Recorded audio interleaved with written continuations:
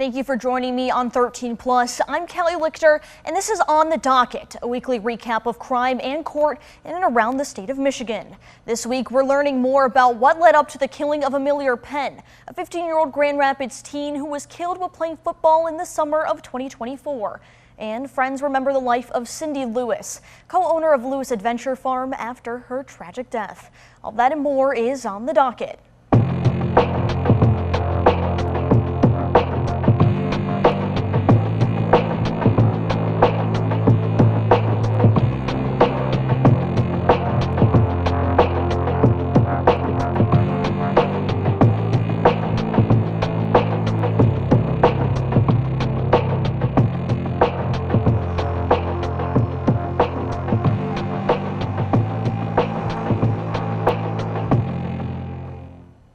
On July 10th, the teen accused of shooting and killing 15-year-old Amelia Penn on Umatilla Street in Grand Rapids in June of 2024 was seen in court for his preliminary hearing. Here's what went down. A cousin, a bystander, a detective. These are just some of the witnesses who took the stand today to determine if the case in the murder of Amelia Penn will move forward. Now, I don't know who's looking for me, but they're spinning in a white Durango with tints, and I'm scared as hell. If I see that car again, I'm gonna just let them have it. I'm gonna let them catch the hat. 17-year-old Cardier Pascal was charged in May with the open murder of 15-year-old Penn. Detectives say Penn and Pascal had ongoing issues and that Pascal pulled the trigger in June of last year. Of the 8 witnesses who took the stand Thursday, 2 had intense questioning. We were asked not to show their faces for fear of retaliation. One witness was near the scene of the murder and says she saw Pascal pull the trigger multiple times, but the defense questioned her account due to her drug use. But you're walking up and down the street looking for a heroin dealer, correct? Mm-hmm. Is that a yes? Yes. You're anxious looking for your heroin dealer, right? No, I mean, I'm worried about why they're late. Another witness says she was in a car when she heard Pascal had gotten his first, quote, body, a thought that haunted her for months. I felt sick to my stomach for months knowing about it. Literally was losing sleep over it because, this 15-year-old just deserves justice. And it made me sick because what if that was my sibling, or it just made me sick to my stomach. Lead Detective Tony Leonard also took the stand, and the prosecution showed a Snapchat from the investigation of Pascal allegedly admitting to the murder. Someone messaged him saying, "You killed Millie," with 3 question marks. And then the recipient responds, "Had to." Throughout the hearing, the defense questioned if the all-access GRPD episode tainted the case. Everybody wants their 15 minutes of fame, and they got it today. But I don't think it holds up under scrutiny. But Judge Brian O'Neill says the prosecution met their burden of proof and allowed the case to be bound over to circuit court. So a preliminary hearing doesn't mean that this case is totally over. It simply means that it's being bound over to circuit court, meaning that's the next step in the judicial process. From there, there's a bunch of different outcomes that we could see. Pascal could go to trial, there could be a plea deal offered, and this could also take a long time. Sometimes these cases take a couple of years to move through if there are motions that need to be seen by an appellate court and so on and so forth. But we will keep you updated when those moments happen in the case. And we have a special On the Docket episode on 13 Plus right now on Amelia Penn's case. You can find that streaming right now on 13 Plus. Surveillance video captured the moment Grand Rapids 4th of July celebration turned chaotic. People gathered to watch the fireworks on the Blue Bridge began to panic, concerned about the possibility of shots fired. I talked with Grand Rapids Police Chief Eric Winstrom on how no firework watchers were in danger from guns that night. Panic on the Blue Bridge during the Grand Rapids 4th of July fireworks, as rumors of an active shooter caused a stampede during the fireworks finale. Actually heard someone start yelling, they've got guns. If you're not close enough to observe that, the police have it under control, people, 1 or 2 people start running, another few people start running, and very quickly it escalated to sort of a mob scene. Grand Rapids Police Chief Eric Winstrom says no one enjoying the fireworks on July 5th was actually shot, but the sight of guns may have triggered the panicked response. The security cameras at the Blue Bridge captured the moments people ran from the bridge. Word started spreading quickly, because the fireworks were still going on. I think Because of the excitement, some people might have mistaken the sound of the fireworks for gunshots, and it just caused hundreds of people to start running, creating a very dangerous situation. Windstrom says 2 people were having an altercation and drew handguns that were illegally possessed. While officers were quick to arrest the 2 people who are facing felony charges, the false information caused people to run. So what a dangerous situation to come down to a fireworks show where there's tens of thousands of people and to get into a confrontation with someone and think that that's a good time to take your illegally possessed handgun out and start threatening people. While hundreds of officers were on scene to stop a potential shooting from happening, Windstrom says at next year's fireworks, illegally possessed guns are not invited. Shouldn't have to be that we're worried about individuals showing up at a 4th of July fireworks show armed with bad intentions. At the time of this taping, we have no information on the individuals taken into custody. And there's new video from an officer-involved shooting on June 30th in Berrien County. A warning, the video may be disturbing to some viewers. We have the story from our sister station in South Bend, and they're going to break it down for us. Berrien County Sheriff Chuck Height says it's something they prepare and train for, but never something they hope to face in their career, a shootout. A warning, some viewers might find parts of this video disturbing to watch. All right, I'm just curious. Sorry. No, you're good. Deputy Cal Landon with the Berrien County Sheriff's Office was on patrol in Niles Charter Township on the evening of June 30th when he encountered this car parked on private property off of South 3rd Street with a man and woman standing outside of it. You got ID on you? No. No? Yeah, maybe in the car. Yeah, do you mind getting it? In a matter of seconds. Tom Charles Sam 451 Indiana Commemorative. Really? The man takes off running, and it turns into a pursuit. Man, I got one running for me on foot on South 3rd Street, heading south. Then, the unthinkable. Stop! Get on the ground now! Where? Monsieur, hands now! No! Get the on the ground!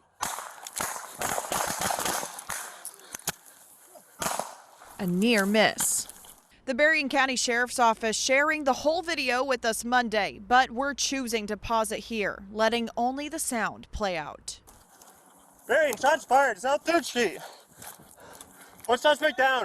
The video shows the male subject was trying to ambush Deputy Landon by acting like he was giving up, and then dropped to one knee, pulled a firearm and shot at Deputy Landon. After quickly switching from his taser to his firearm, Deputy Landon fired shots of his own, hitting and killing 48-year-old Joshua Coffey. Landon calling in for backup.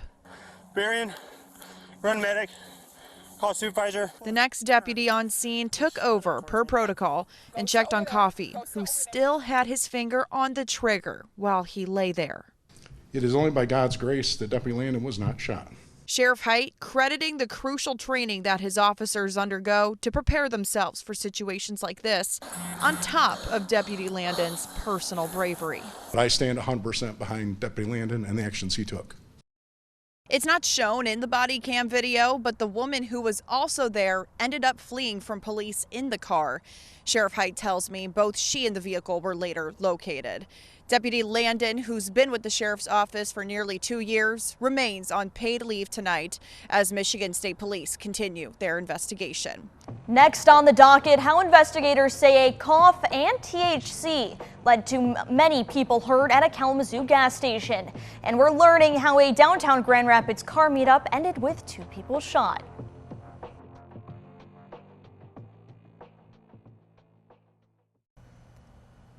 A man who police say crashed his SUV into a Kalamazoo gas station back in March, injuring 7 people, had THC in his system.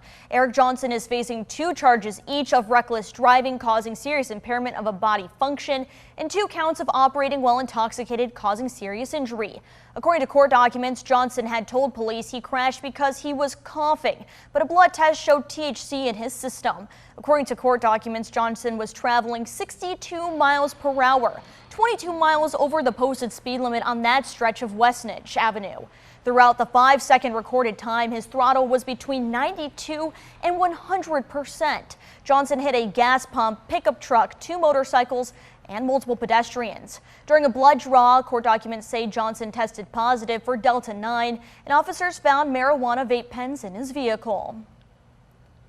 And earlier this year, 13 on Your Side was able to obtain the 911 calls from that day, which we'll play for you now. But warning, the calls may be disturbing to some viewers.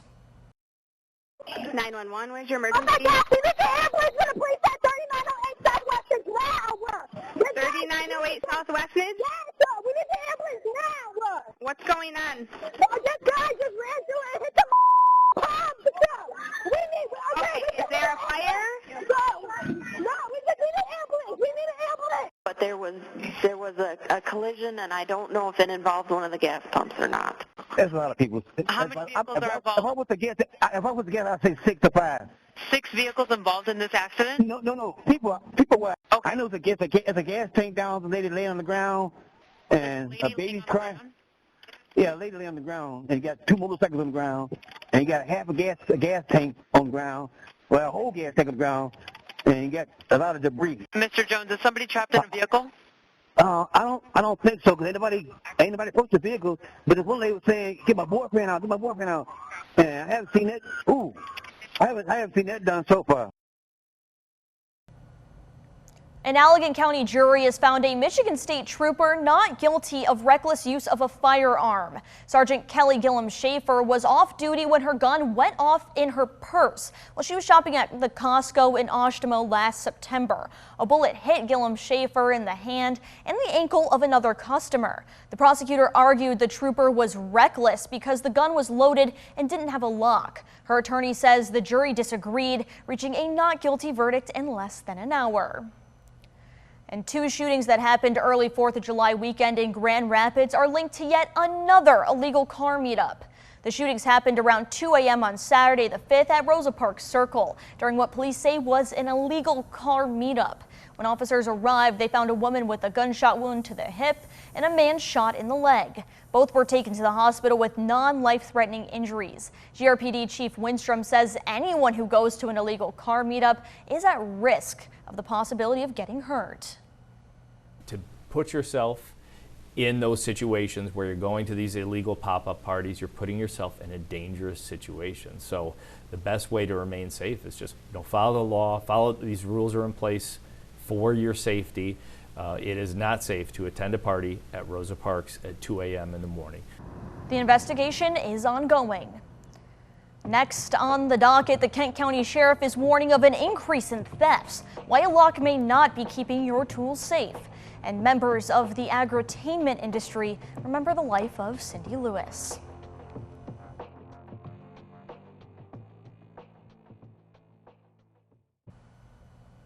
The Kent County Sheriff's Office is warning about an increase in tool thefts. They have seen an increase in shed and storage unit break-ins in Plainfield Township. The Sheriff's Office says you need to take precautions so your valuables aren't at risk. A warning for people living in central Kent County. Most recently, the last 2.5 weeks, particularly up in Plainfield Township, we've seen some thefts of storage buildings and also of outbuildings in people's backyards like sheds. The Kent County Sheriff's Office says thieves have been targeting tools and equipment and pawning it off. They can take to a pawn shop easily or sell it on social media, something along those lines that they're going to get a quick return on. So that's what we're seeing right now. Sergeant Scott Diedrich says in some of the cases they've been seeing, locks aren't even keeping valuables safe. So they are cutting locks off, especially at these storage units. They're cutting the locks off of these storage units and getting inside. So even if you do have a lock on, they're getting inside. He recommends keeping valuable objects inside the house or keeping it out of sight.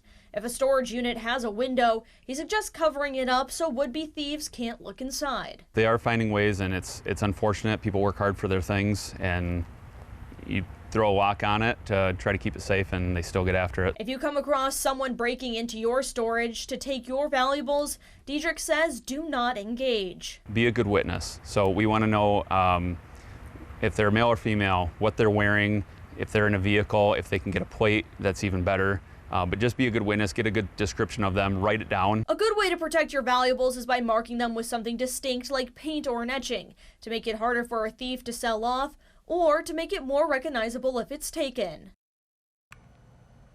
Her friends say she was someone everyone could rely on. Cindy Lewis, the co-founder of Lewis Adventure Farm and Zoo in Oceana County, died on the 4th of July after she was hit by a car. Our Lauren Baker spoke with some of her friends in the industry about the loss. Around Gold Medal Farms, we're about a month and a half still away from production. Work has begun to get ready for the busy fall season. Yep. And so this will be a golden delicious. Manager Justin Wenzel, so the crop is really looking really great this year, says he's worked with many people in the agri-tainment industry to help improve his business over time. Many of the things that we have here at our farm were either inspired with permission or stolen with permission from them. But no one has had an impact. She'll just be missed. Like Cindy Lewis. You know, if we were ever passing through, it was always, hey, you guys got to stop by, and we'll miss that from her. Lewis died on July 4th after she was accidentally hit by an employee on the Lewis Adventure Farm and Zoo property. The following day, I saw the social media post, and the heart just sank. A loss he says he can't wrap his mind around. You know, life is so fragile. You never think that, you know, when you leave for work today that, you know, you might not make it home. Fellow business owner Dee Dee Beck of Uncle John's Cider Mill, I was in pure disbelief. agrees with him. I'm having a hard time wrapping my head around that because I know what an impact she was to her farm, will always be, and the big shoes to fill. They say Lewis was both a real friend. Anytime we would stop by, she would drop anything to say hello, show you around, talk about things, and just it was always a real conversation. And a business owner that wanted to see others strive. There's no question that the Lewis family has been an integral part of our growth around here. And now, as support continues in person online for Lewis and her family, just watching people rally around that, it's inspiring. These business owners say it's important that everyone knows the type of person Cindy Lewis was. When an 83-year-old Waverly Township woman with dementia went missing from her home, Michigan State Police sounded the alarm. Michigan State Police helicopter footage shows the moments she was rescued. You're seeing that footage now.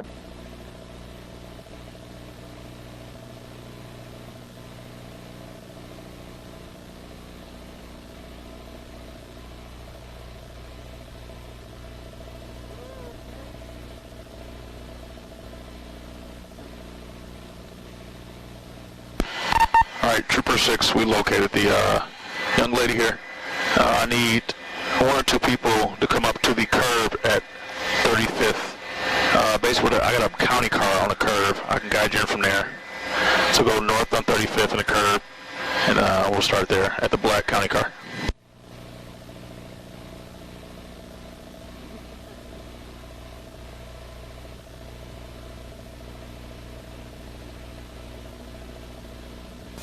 Trooper 6, 5106. I'm in 5123 if you want to guide me. Copy. The county car has his lights on now on the curb. We'll start there.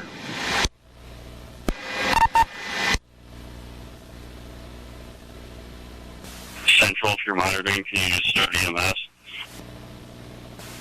Anybody that you did locate her? Yep, she's up and walking around. Looks like she's lost. And stop short of patrol car about 20 yards.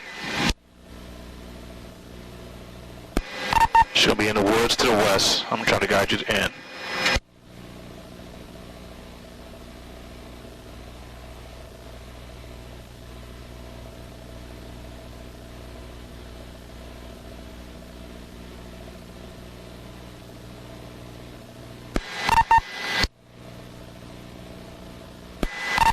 Maybe about 30 yards to your west, but I'll get you guys in once you get out and ready.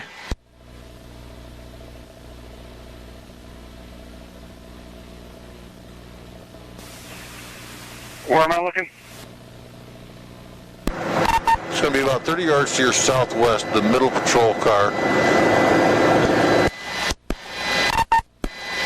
Car 5126. We're going to walk off 5126 door.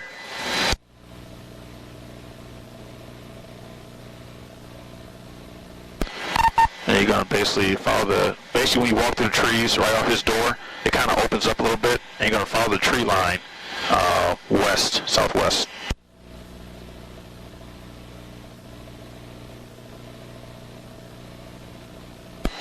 I think you just fail.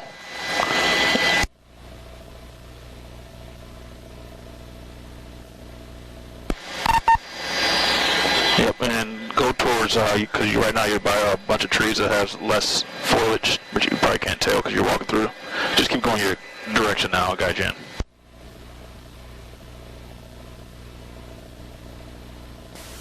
How far off the road? 30 to 50 yards off the road.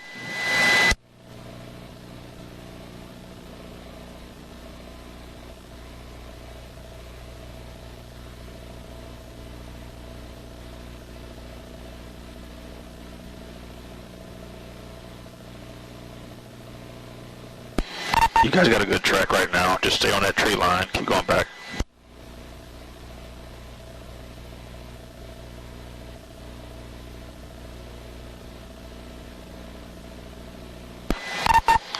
Alright, I think some officers, the lead officers turn guide right a little bit.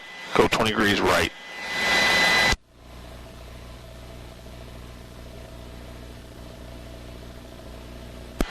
You guys are getting kind of, it's getting thick in there right now. It's hard to see you guys now, but she's more towards the opening to your right. North of you, if that makes sense. You're getting close now. Someone's getting close. Off your right now. Looks like you guys are walking up on her.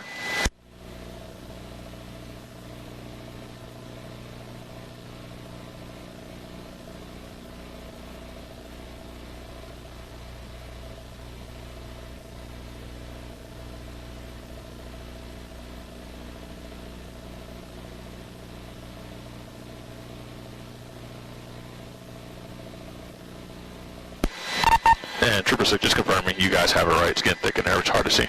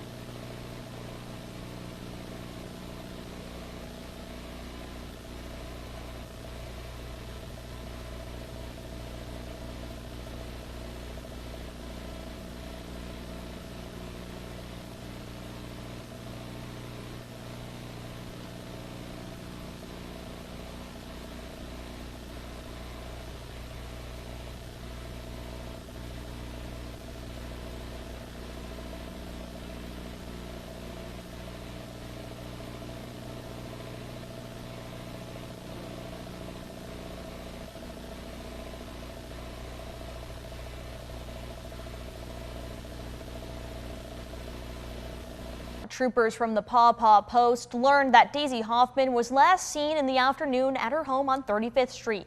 She was walking eastbound on 35th Street with shorts, a fluffy pink robe, and black slippers with a gray bow on top. Police were concerned about her disappearance because she has dementia and at times does not know where she is or what's going on. Police said she sometimes can't communicate her name.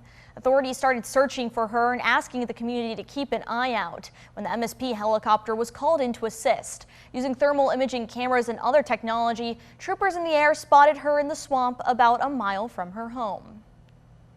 Thanks for joining me in this episode of On the Docket on 13+. We have new episodes releasing every week, taking you into the courtroom for the latest updates and deep dives on crime in and around West Michigan. In the meantime, we'll bring you the latest on crime in court, both on air and online at 13onyourside.com. And when breaking news affects you and your community, we stream live on 13+ with what you need to know right when you need to know. We'll see you next time with updates on what's on the docket.